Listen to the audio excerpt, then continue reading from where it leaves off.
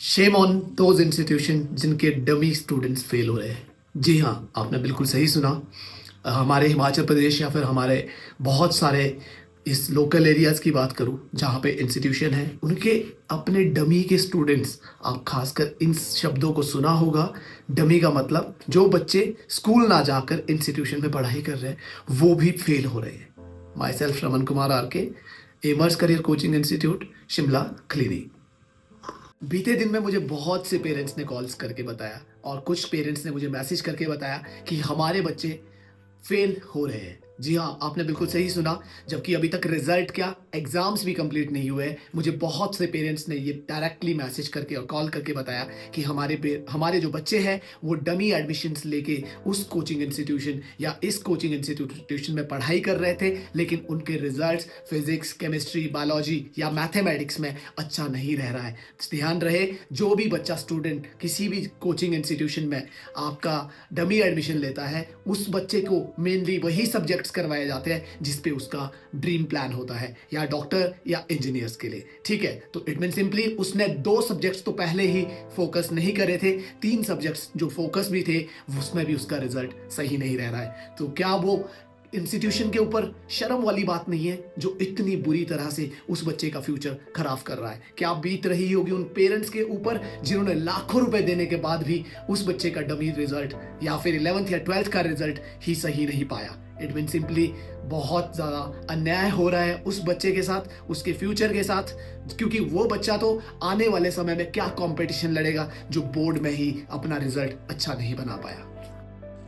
आज मैं आपको ये जरूर कहना चाहूंगा कि डमी होता क्या है। बेसिकली मैं डमी के फेवर में, ऐसा नहीं है कि मैं डमी के फेवर में नहीं हूं, मैं डमी के फेवर में हूं, लेकिन क्या हर एक बच्चा उसके लायक है या नहीं, इन सब चीज़ों से रिलेटेड आप किस तरीके से अपने जो बच्चे को फाइंड आउट करेंगे, सबसे पहले ये देखना ज़रूरी होगा। और दूसरी बात ये, उन इंस्टीट्यूशन पे भी इस चीज़ के लिए ज़रूरी है कि आप उनसे ये पूछे कि हमारा बच्चा जब आपके इंस्टीट्यूशन में आएगा वो किस तरीके से पूरी साल का शेड्यूल को फॉलो करेगा, वो क्या करेगा, किस तरीके से उसकी पढ़ाई होगी। अब ऐसा तो नहीं, आप भी जानते हैं कि बहुत से डमी इंस्टीट्यूशन या कोचिंग इंस्टीट्यूशन जो बच्चों को पढ़ाते हैं वो आपके बच्चे को 100% प्रोवाइड करते हैं। अगर ऐसा होता तो बीते कुछ वर्षों में जो मुझे रिजल्ट सुनने को आए वो बिल्कुल भी नहीं सामना करना पड़ता। ये सबसे बुरी चीज़ है कि आज के समय में बहुत से कोचिंग इंस्टीट्यूशन बच्चे को सिर्फ मनी मेकिंग मशीन बना के रख चुके हैं। वो सिर्फ ये देखते हैं कि हमारे पास कितना बच्चा क्लासरूम में एडमिट हो रहा है, उसके रिजल्ट से उन्हें कोई भी मतलब नहीं है। अगर डमी की बात करूं तो आपका बच्चा बेसिकली 11th एंड 12th में भी 5 ही सब्जेक्ट पढ़ता है। हाँ, जो उसे काम नहीं करना है वो शायद वो वर्क है जिसको हम बेसिकली सबसे ज़्यादा इंपॉर्टेंट मानते हैं, क्योंकि स्कूल में बहुत सारी एक्स्ट्रा करिकुलर एक्टिविटीज़ होती है जिनको कि कोचिंग इंस्टीट्यूशन में फॉलो नहीं करवाया जाता है। और वो 2 सब्जेक्ट जिनकी मैं बात करना चाहूँगा, चाहे वो इंग्लिश हो, कंप्यूटर साइंस हो, या फिजिकल एजुकेशन हो, या होम साइंस हो, किसी भी सब्जेक्ट की बात करूँ जिसको आप एडिशनल सब्जेक्ट लेके चलते हैं, क्योंकि 3 मेन सब्जेक्ट तो आपको कोचिंग इंस्टीट्यूट पढ़ाता है पर 2 सब्जेक्ट पे आपको फोकस नहीं कराया जाता है। हाँ, याद रहे, उनमें पास होना इतना ही इंपॉर्टेंट है जितना फिजिक्स, केमिस्ट्री, बायोलॉजी या मैथमेटिक्स में है। तो इट मीन सिंपली आप जागरूक बने अपने बच्चे के लिए, अदरवाइज उसके फ्यूचर की बर्बादी के जिम्मेवार आप खुद होगे।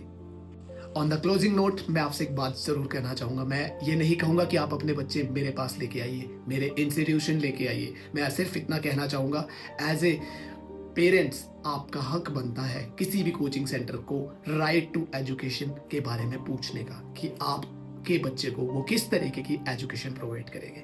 क्या वो आपके बच्चे का ख्याल रखेंगे? क्या वो रिजल्ट की रिस्पॉन्सिबिलिटी देंगे आपको? अदरवाइज मैं नहीं मानता कि आपके बच्चे का फ्यूचर किसी के हाथ में सही है। Thank you so much.